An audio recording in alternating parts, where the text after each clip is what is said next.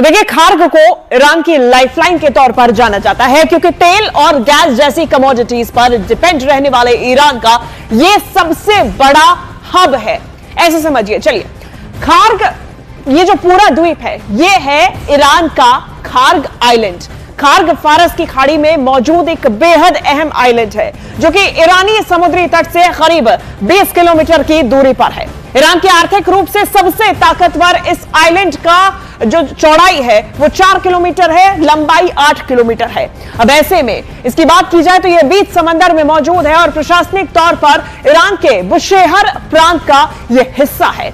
तो देखिए, ये तो खार्ग का ग्लोबल आपने डायनामिक, इसका पोजीशन समझ लिया है, लेकिन आप समझिए कि ये ईरान के लिए और दुनिया के लिए क्यों इतना महत्वपूर्ण है, इतना अहम क्यों है।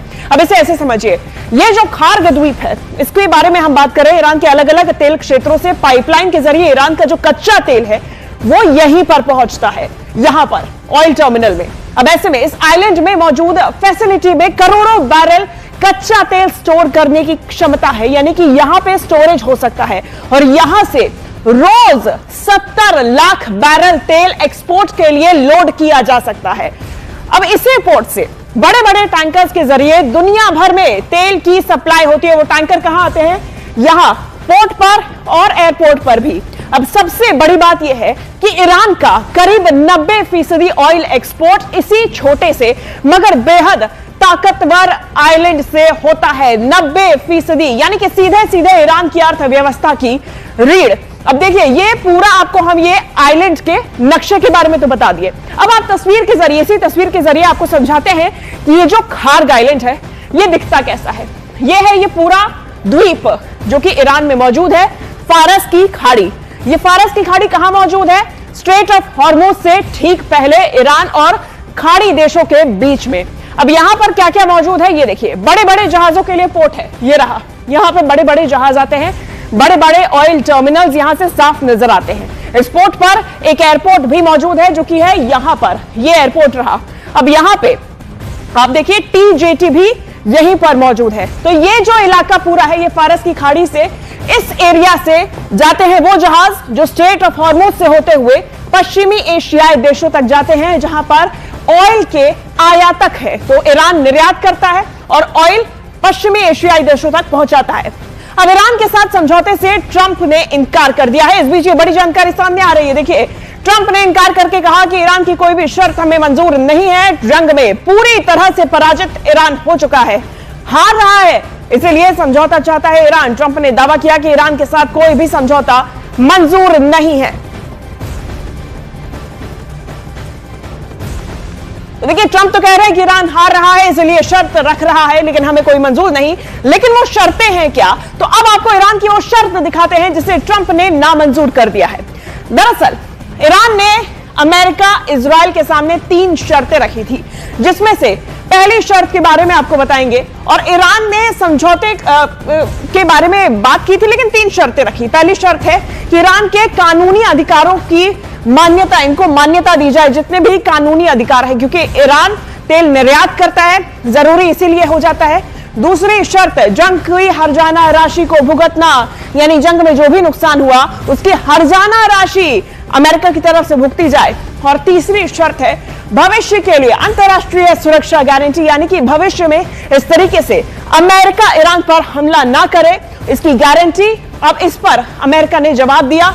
ट्रंप ने कहा कि ईरान के साथ कोई भी समझौता मंजूर नहीं है। ट्रंप ने यह साफ कर दिया है, यानी कि फिलहाल जंग किसी भी समझौते के कगार पर आने के मुहायने पर नहीं खड़ी हुई है। इस बीच बड़ी जानकारी सामने आ रही है। यूएस इजराइल के ठिकानों पर बड़ा ड्रोन अटैक हुआ। ईरानी सेना ने एक साथ कई ड्रोन से अटैक किया। IRGC ने ड्रोन हमले का एक वीडियो भी जारी किया है और इस वीडियो में देखिए, टेक ऑफ करते हुए ड्रोन्स नजर आ रहे हैं और सीधा टारगेटेड अटैक्स, यानी कि अपने टारगेट पर जाते हुए दिखाई दे रहे हैं। ये तस्वीरें यूएस इजराइल के ठिकानों पर ये बड़ा ड्रोन अटैक और ईरानी सेना ने एक साथ कई ड्रोन से अटैक किया। IRGC ने ड्रोन हमले का वीडियो भी जारी किया है। ये तस्वीरें सामने आई हैं जहां यूएस इजराइल के ठिकानों पर यह बड़ा ड्रोन अटैक हुआ है। ईरानी सेना ने एक साथ कई ड्रोन से हमला किया और IRGC ने ड्रोन हमले का यह वीडियो भी जारी किया। तो ये जो जंग है ये 2 तरीके से लड़ी जा रही है। ये जंग एक तो जमीनी स्तर पे रियल लाइफ में लड़ी जा रही है और दूसरी है रियल लाइफ की जंग, जिसमें फोटोज, वीडियोज सभी कुछ इन सेनाओं द्वारा जारी किया जा रहा है अपने सैन्य क्षमता की ताकत को दिखाने के लिए।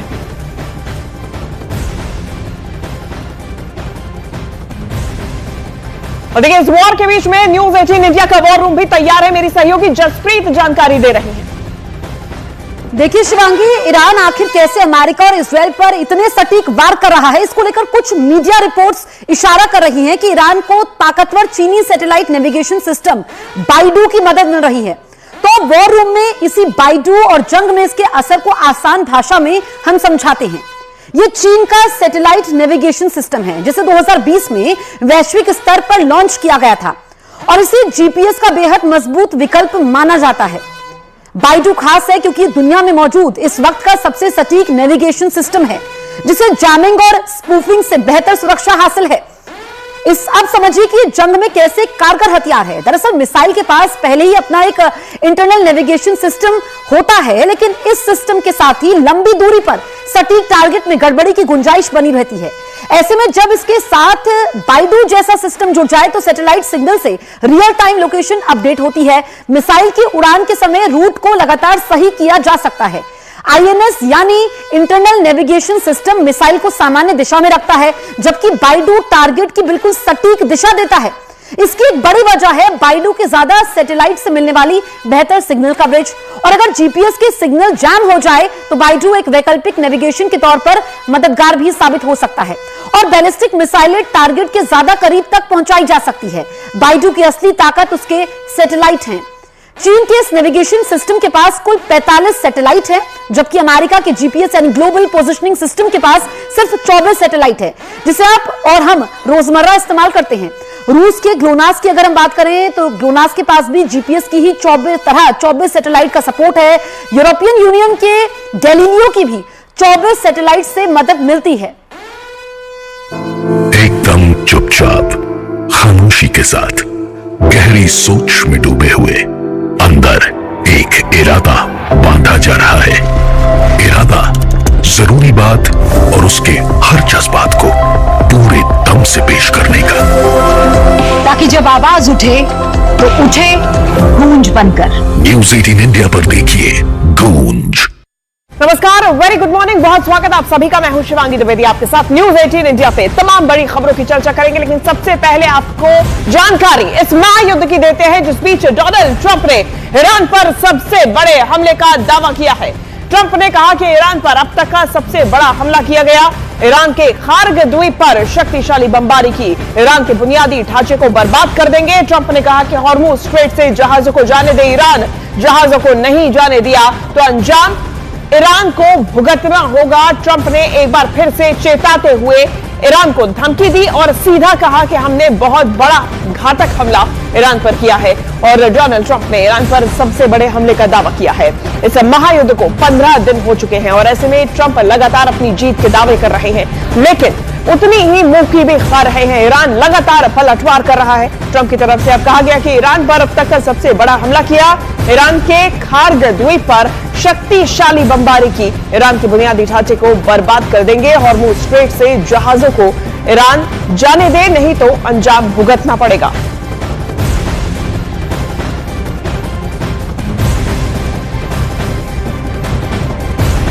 Situation in Iran is going very well. A lot of big hits today, a lot of big wins today, as you probably have heard militarily. And I think it's going very well and very good control. We'll see what's happening with the Straits. They continue to try and sabotage their own country in the Middle East, but it's been very, very strong militarily. Bahrain में US base पर Iran ने attack किया है। देखिए, US base पर Iran ने rocket की बारिश की और ईरान का यूएस बेस को बड़ा नुकसान पहुंचने का दावा भी किया गया। जानकारी सामने आ रही है जहां यूएस बेस पर ईरान ने अटैक किया और ईरान भी लगातार दावे कर रहा है कि यूएस को, इजरायल को भारी नुकसान उसकी तरफ से पहुंचाया जा रहा है। और इस बीच जानकारी सामने आई जहां बहरीन में यूएस बेस पर ईरान का अटैक देखा गया। यूएस बेस पर ईरान ने रॉकेट की बारिश की। ईरान का यूएस बेस को बड़ा नुकसान पहुंचाने का भी दावा देखा गया, जानकारी सामने आई है। ये देखिए तस्वीरें भी सामने आई हैं। ये ड्रोन्स के माध्यम से और मिसाइल के माध्यम से लगातार ईरान की तरफ से अटैक्स किए जा रहे हैं और ये भीषण धमाके की तस्वीर बहरीन से सामने आई। और ये यूएस बेस है जिसकी तस्वीरें आप देख रहे हैं। रात भर ये एयर स्ट्राइक्स जारी रही और इस बीच ईरान की तरफ से यूएस बेस पर रॉकेट दागे गए, रॉकेट्स की बारिश की गई। ईरान का यूएस बेस को बड़ा नुकसान पहुंचाने का दावा भी देखा गया। ये तस्वीरें देखिए, ये बहरीन से सामने आई हैं और इस बीच सभी यूएस बेसेस को, एयर बेसेस को, चाहे नेवल बेसेस को और साथ ही साथ यूएस एम्बेसीज को ईरान की तरफ से टारगेट किया जा रहा है। युद्ध के 15वें दिन भी ईरान की तरफ से ये हमले रुके नहीं हैं और यूएस के तमाम बेसेस पर उसके अटैक्स जारी हैं। और देखिए अमेरिकी स्टेट डिपार्टमेंट ने ईरान के नए सुप्रीम लीडर मुस्तफा खामेनी पर $1 करोड़ का इनाम घोषित कर दिया है।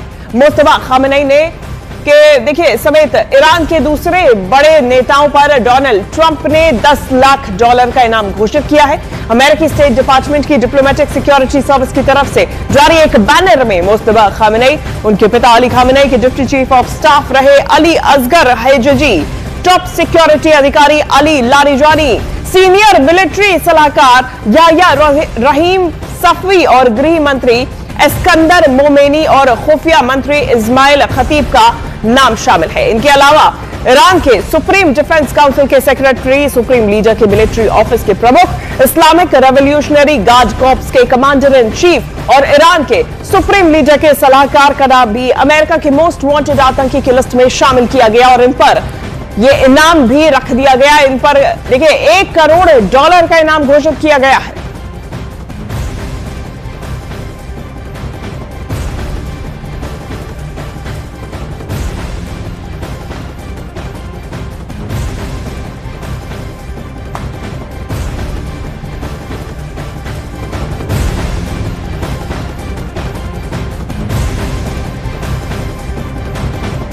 ईरान के नए सुप्रीम लीडर मुस्तफा खामेनी जो अयातुल्लाह अली खामेनी के बेटे हैं, उनके खिलाफ मोस्ट वांटेड लिस्ट जारी की गई है और $1 करोड़ का इनाम अमेरिका की तरफ से रखा गया।